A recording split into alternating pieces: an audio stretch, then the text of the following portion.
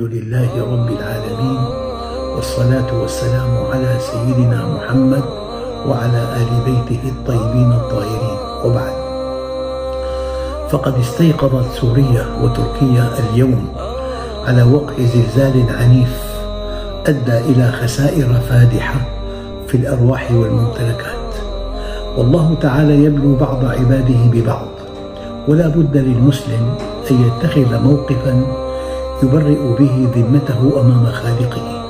وإذاء هذا الحدث الجلل والمصاب الكبير لا بد من بيان ما يأتي.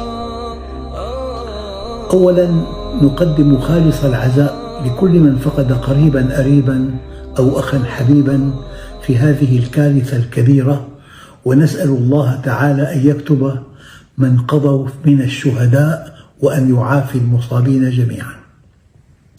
ثانيا، عبادة الوقت في ظل هذه الظروف تتمثل في مد يد العون للمحتاجين، كل بما يستطيعه، صاحب المال بماله، وصاحب القوة بقوته، وصاحب الجاه بجاهه، وهكذا.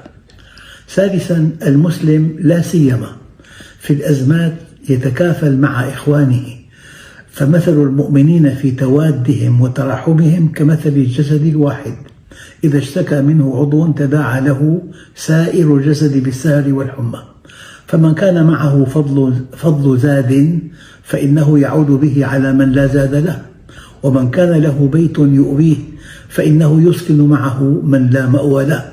أدعو جميع الإخوة الذين أكرمهم الله بالمال إلى المبادرة إلى عون إخوتهم، وأن يروا الله عز وجل من أنفسهم خيرا، فهذا أوان الخير، وتلك عبادة الوقت، وأقل واجب لمن لا يقدر على معونة غيره أن يظهر تعاطفه مع إخوانه المصابين والمنكوبين، وأن يكثر من الدعاء لهم، فإن الله تعالى يرضى عن عباده المتعاونين والمتكاتفين، فألمهم واحد ومصابهم واحد.